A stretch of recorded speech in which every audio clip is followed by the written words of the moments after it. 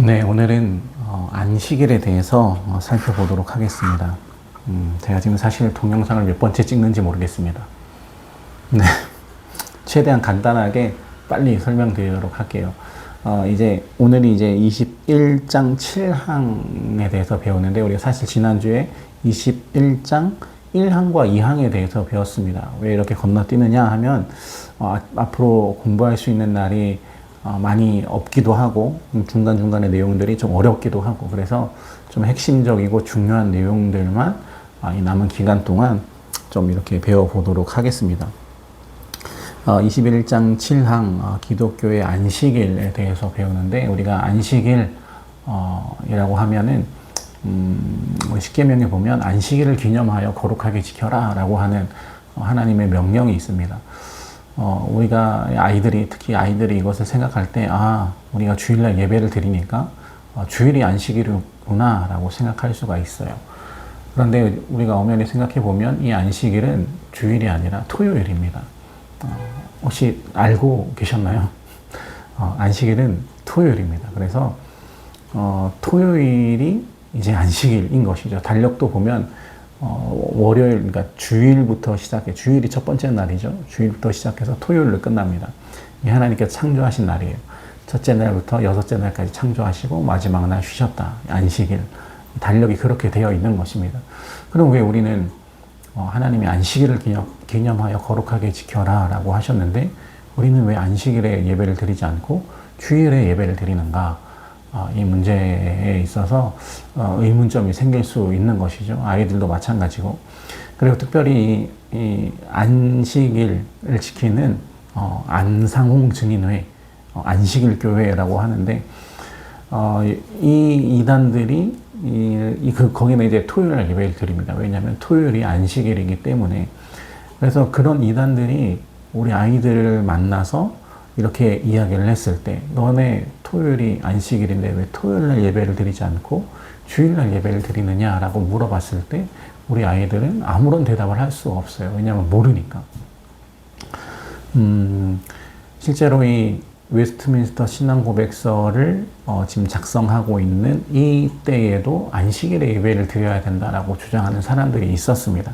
그래서 이제 이 웨스트민스터 신앙고백서에 이 내용이 들어간 것이죠. 안식일에 대한 내용이. 하나님이 분명히 십계명에 안식일을 기념하여 거룩하게 지켜라 라고 명령을 하셨는데, 우리는 왜 주일을 지키는가? 이 부분에 대해서 한번 생각해 보도록 하겠습니다. 먼저 이 안식일에 대한 안식일에 대한 개념을 우리가 좀 알아야 되는데, 안식일은 당연히 하나님께서 창조하시고 6일 동안 창조를 하시고 쉬신 날입니다. 그때 당시 하나님께서 창조하셨을 당시에는 그날의 의미는 하나님의 창조의 기념일 정도로 이렇게 생각할 수가 있었습니다. 그런데 이제 이 개념이 조금 바뀌게 되는 것이죠. 이 이스라엘 백성들이 출애굽 이 광야에서 40년의 생활을 다 마치고 이제 이 가나안 입성을 앞두고 있을 때, 이 모세가 이 안식일의 개념을 다시 선포합니다. 어떤 식으로 하냐면, 신명기 5장 15절에 보면 이렇게 되어 있어요. 너는 기억하라.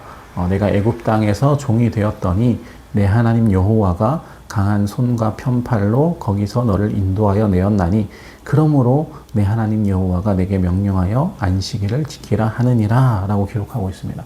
무슨 말이냐면, 이 애굽에서 노예생활, 400년 동안 노예생활을 했습니다.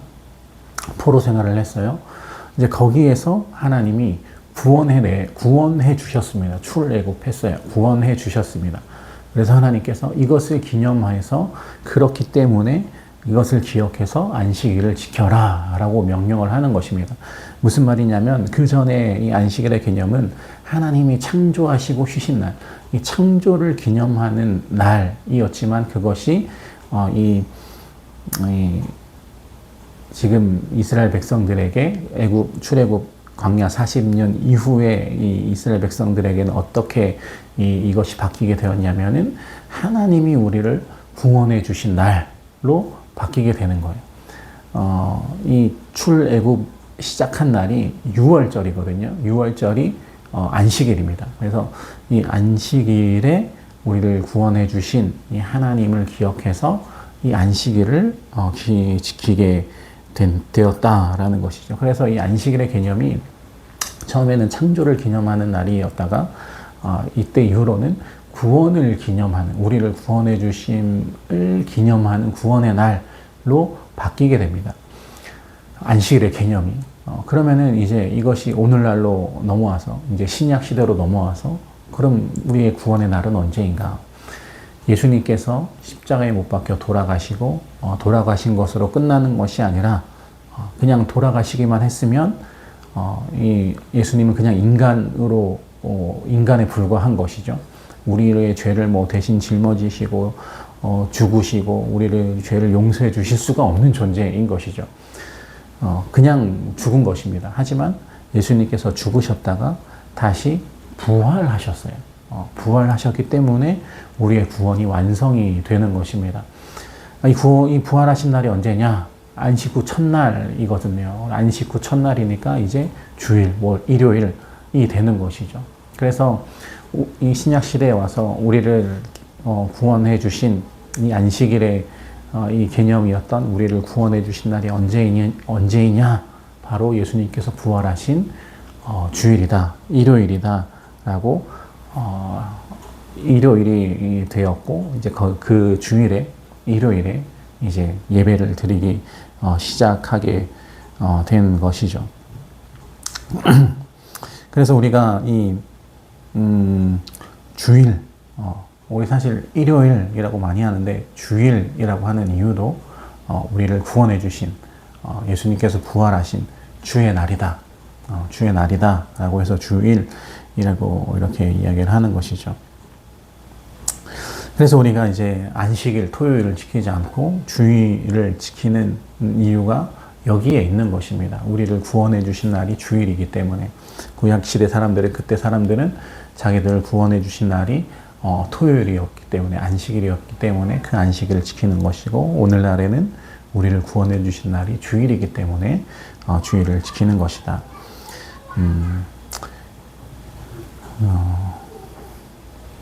자, 근데 다른 내용들은 저희 이제 적어 놓은 내용들을 이제 참고하시면 되겠고,